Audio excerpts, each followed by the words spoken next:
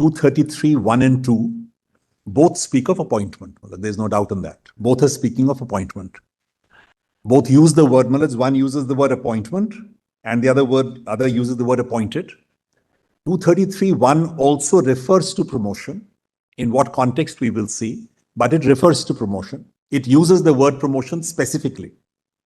233, 2 is clearly referring to direct recruitment because it is talking of Millad's appointment from the bar. It is clearly doesn't use the expression direct recruitment, but it is Millad's clearly speaking about it. 233, 1 uses the expression consultation with the High Court. So appointment is common. 1 speaks of promotion. 2 is dealing with direct recruitment. There is no doubt on that.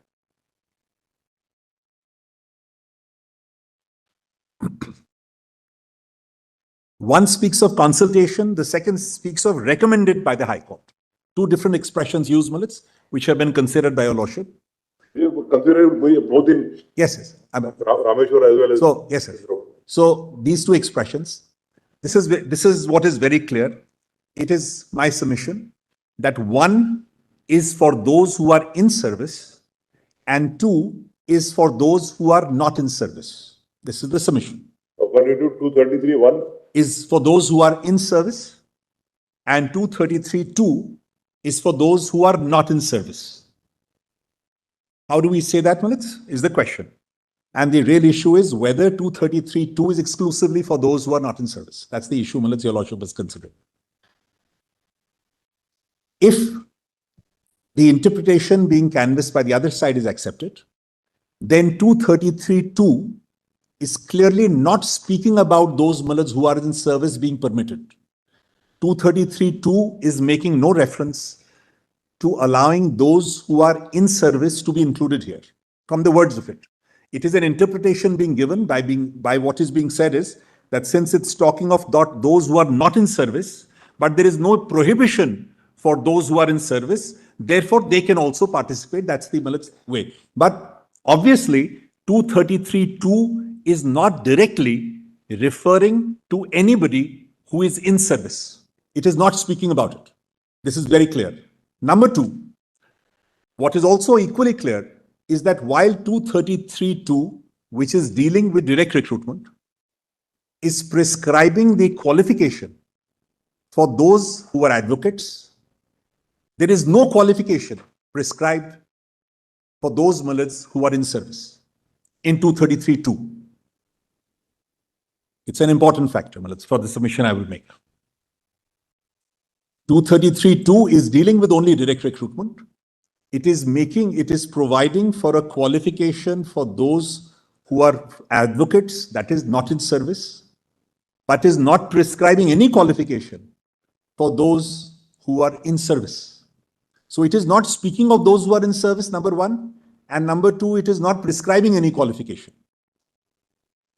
Ancillary to that would be the question whether it would be reasonable to say that just the way 233, 1 speaking of promotion is not providing a qualification, it can well be that those in service in 2 are also not prescribed a qualification. 233, 1 is not prescribing a qualification that is provided by rules. So can it be that 233, 2 is also therefore silent? My submission is where direct recruitment is being considered, there Millets, normally there will be qualification for all those who will compete there. It will be incongruous that for one category who's applying for direct recruitment, there is a qualification, but for another category which is applying for Millets direct recruitment, there is no qualification. It will be incongruous, Millets, to put it mildly. Number 2, Article 124 and 217, which I will advert to in detail tomorrow. While they speak of Millets, all the jugglery in certain cases, you can add this and that and that and this. You can add your time as a judge in the time as an advocate with certain conditions. Your lordships have in Rameshwar Dayal specifically said that in 233 you can't do that. That Rameshwar Dayal says so, Millets, very clearly. Which means you cannot then say that in 233(2) you have 3 years as a judge and you have 4 years as an advocate, etc. You can't do that here, is my submission. You can't do that. You can't then have, Millets, the question, which is the 4th question, the second additional question issue, whether you can have some years here and some years there.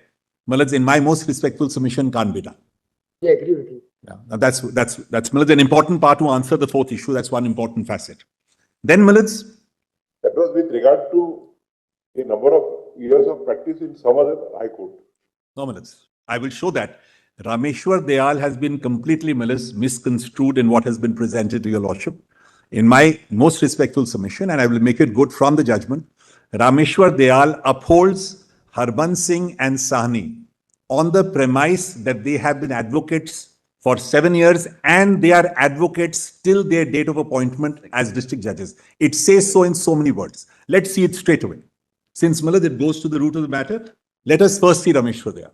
And let us see, Millards, what is the rationale. Certain parts have been shown to your lordship and certain vital parts are yet to be shown, Millards. So I will repeat some parts, but please bear with me, Millards. It's an important part, Millards. The part that you want to show is at page 112. No, Millards, your lordship may allow me, Millards, to place it my way, but I will, Millards, show all those parts as well.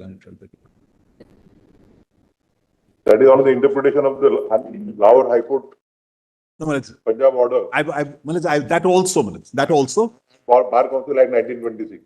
that also, where they conclude that therefore they may not be on the rolls. The requirement is you should be advocates, and they were advocates. That is the rationale, and therefore 233(2). Therefore 233(2). That is what it says. And Chandra Mohan, I will show, Millards, very clearly says only advocates can come under 233(2). Specifically uses that word, only advocates, and followed later on by another constitution bench, Millards, in 2004, is it? 2000. We'll show tomorrow. Now, Millards, kindly take Rameshwar Dayal first, Millards. Yes. Kindly come, Millards. The facts are well known, Millards, but kindly come to page, Millards, 104 in the volume before your lordship. I don't have my juniors, colleagues, yes.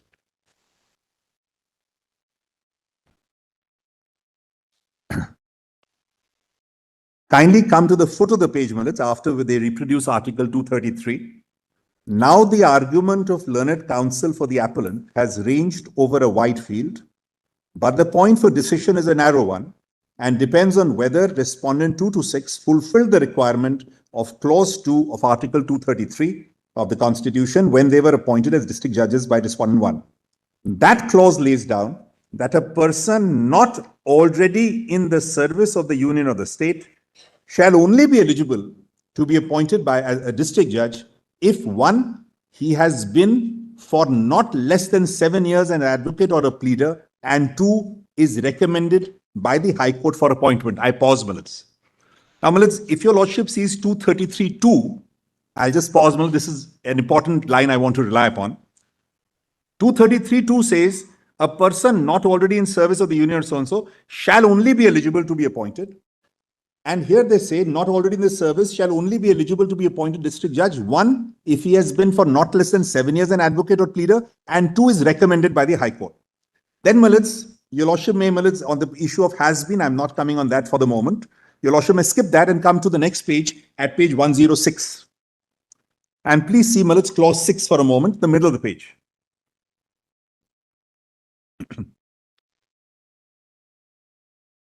My lords have that, Millards? Clause 6 of the order is important and must be quoted in full. 6.1, Millards, is important. The High Court of East Punjab shall have the like powers to approve, admit, enroll, remove and suspend advocates, vakils, attorneys, and to make rules with respect to advocates, vakils, attorneys, as are under the law in force immediately before the appointed day, exercisable by the High Court of Lahore. Right of audience, etc. Your lordship can skip. The page over, Millards, page 107. Kindly see again the lower half, section 8. Section 8, Millards, and your lordship may come to 8.2. The High Court shall prepare and maintain a roll of advocates of the High Court in which shall be entered the names of A, all persons who were advocates, vakils, pleaders entitled as of right to practice in the High Court. Please mark again, immediately before the date on which the section comes into force in respect thereof. So, Millards, whoever is entitled to practice, etc., immediately before is, Millards, to be mentioned. Then, Millards, your lordship may Move down, Millets, 3 pages and come to 110. On a different point of 124 to 117 Millets, I'm reading sequentially. So I'll read it here so I don't have to come back to it. And the middle of the page, the new paragraph.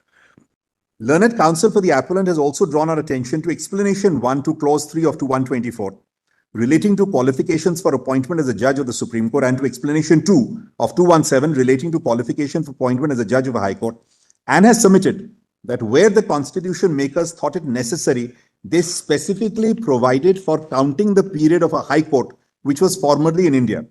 Article 124 and 217 are differently worded, refer to additional qualifications of citizenship which is not a requirement of 233, and we do not think that clause 2 of 233 can be interpreted in the light of explanations added to 124 217.